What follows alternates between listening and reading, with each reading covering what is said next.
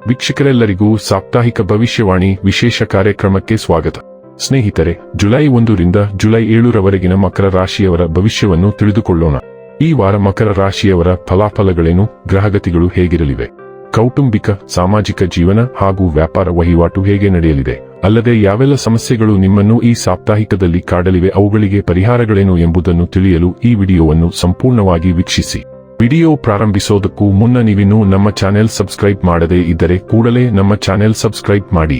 ಹೆಚ್ಚಿನ ವಿಡಿಯೋ ಅಪ್ಡೇಟ್ಗಾಗಿ ಪಕ್ಕದ bell icon button click ಮಾಡಿ. ಸ್ನೇಹಿತರೆ, ಚಂದ್ರನ ರಾಶಿಗೆ ಸಂಬಂಧಿಸಿದಂತೆ ಶನಿಯು 2ನೇ ಮನೆಯಲ್ಲಿರುವುದರಿಂದ ಈ ವಾರ ನೀವು ಕಾರ್ಯಗಳಿಂದ ಹೆಚ್ಚಿನ ಸಮಯವನ್ನು ಉಳಿಸಿಕೊಳ್ಳುತ್ತೀರಿ. ನೀವು ದೀರ್ಘಕಾಲದವರೆಗೆ ಮಾಡಲು ಬಯಸಿದ ಯಾವುದೇ ಹವ್ಯಾಸವನ್ನು ಪೂರೈಸಲು ಇದನ್ನು ಬಳಸಬಹುದು.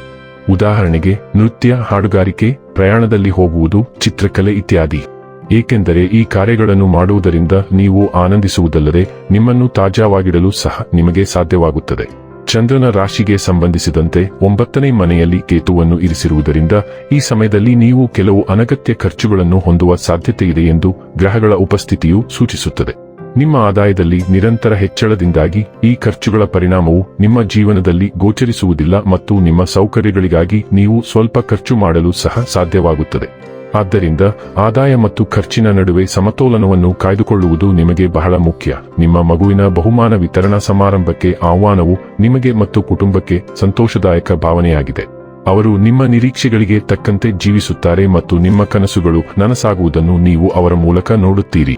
ನಿಮ್ಮ ರಾಶಿಚಕ್ರದ ಸ್ಥಳೀಯರ ವೃತ್ತಿಪರ ಜೀವನದ ಬಗ್ಗೆ ಮಾತನಾಡಿದರೆ ಈ ವಾರ ಕ್ಷೇತ್ರಕ್ಕೆ ಸಂಬಂಧಿಸಿದ ಜನರಿಗೆ ಬಹಳ ಶುಭವೆಂದು ಸಾಬೀತುಪಡಿಸುತ್ತದೆ.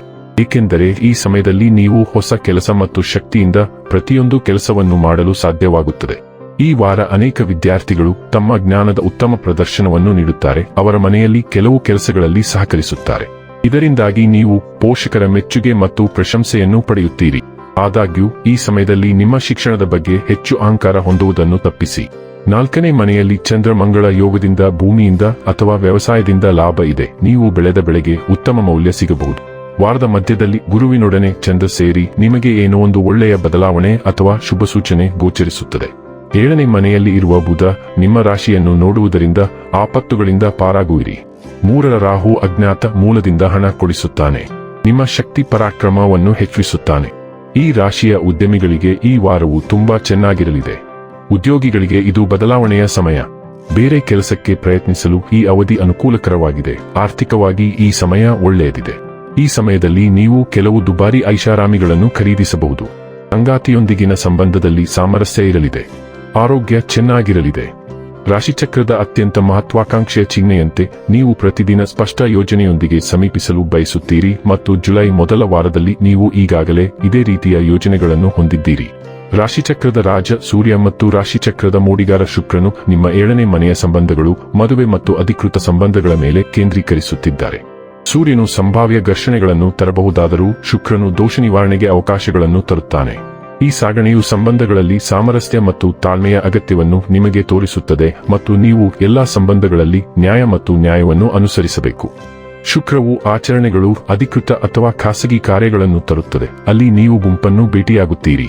ನೆಪ್ಚೂನ್ 2ನೇ ದಿನದಲ್ಲಿ ತನ್ನ ಹಿಮ್ಮೆಟ್ಟುವಿಕೆಯನ್ನು ಪ್ರಾರಂಭಿಸುತ್ತದೆ ಮತ್ತು ಅದೇ ದಿನ ಬುಧವು ನಿಮ್ಮ 8ನೇ ಮನೆಯನ್ನು ಆಳುವ ಸಿಂಹವನ್ನು ಪ್ರವೇಶಿಸುತ್ತದೆ. ಹಿಮ್ಮೆಟ್ಟುವ ನೆಪ್ಚೂನ್ ನಿಮ್ಮ ಒಡಹುಟ್ಟಿದವರು ಸೇರಿದಂತೆ ನಿಮ್ಮ ಹತ್ತಿರದ ಮತ್ತು ಆತ್ಮೀಯರ ಕಡೆಗೆ ನಿಮ್ಮ ಮನೋಭಾವವನ್ನು ಪುನರ್ವಿಮರ್ಶಿಸುವಂತೆ ಮಾಡುತ್ತದೆ. ಮಾಹಿತಿಯನ್ನು ಕಲಿಯುವ ಮತ್ತು ಹೀರಿಕೊಳ್ಳುವ ನಿಮ್ಮ ವಿಧಾನವನ್ನು ಮರು ಮೌಲ್ಯಮಾಪನ ಮಾಡಲು ಈ ಸಾಗಣೆಯು ನಿಮ್ಮನ್ನು ಪ್ರೇರೇಪಿಸುತ್ತದೆ. ಸಿಂಹ ರಾಶಿಯ ಮೂಲಕ ಸಾಗುವ ಬುಧವು ನಿಮ್ಮ ಹಣಕಾಸಿನ ಸ್ಥಿರತೆಯ ಬಗ್ಗೆ ಕಳವಳವನ್ನು ತರುತ್ತದೆ ಮತ್ತು ನಿಮ್ಮ ಹಣಕಾಸಿನ ಹೊಣೆಗಾರಿಕೆಗಳನ್ನು ಇತ್ಯರ್ಥಪಡಿಸುವ ಪ್ರಾಮುಖ್ಯತೆಯನ್ನು ವಿಶ್ವವು ನಿಮಗೆ ನೆನಪಿಸುತ್ತದೆ. ಹಣಕಾಸಿನ ವ್ಯವಹಾರಗಳಲ್ಲಿ ಮಾತುಕತೆ ಮತ್ತು ಇತ್ಯರ್ಥಕ್ಕೆ ಅನೇಕ ಅವಕಾಶಗಳಿವೆ.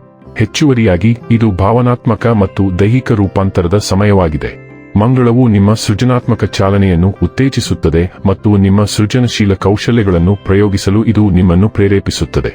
ನಿಮ್ಮ ಸೃಜನಾತ್ಮಕ ಕೌಶಲ್ಯಗಳನ್ನು ಪ್ರಯೋಗಿಸುವುದರಲ್ಲಿ ಯಾವುದೇ ತಪ್ಪಿಲ್ಲ, ಆದರೆ ನೀವು ಅಪಾಯಕಾರಿ ಉದ್ಯಮಗಳಲ್ಲಿ ಹೂಡಿಕೆ ಮಾಡುತ್ತಿಲ್ಲ ಎಂದು ಖಚಿತಪಡಿಸಿಕೊಳ್ಳಿ, ಏಕೆಂದರೆ ಅಪಾಯವನ್ನು ಲೆಕ್ಕಾಚಾರ ಮಾಡುವಾಗ ಮಂಗಳವು ನಿಮ್ಮನ್ನು ಅಸಡ್ಡೆ ಮಾಡುತ್ತದೆ. ಈ ಸಾಗಣೆಯು ನಿಮ್ಮ ಪ್ರಣಯ ಆಸೆಗಳನ್ನು ಮತ್ತು ಅನ್ವೇಷಣೆಗಳನ್ನು ಹೆಚ್ಚಿಸಬಹುದು.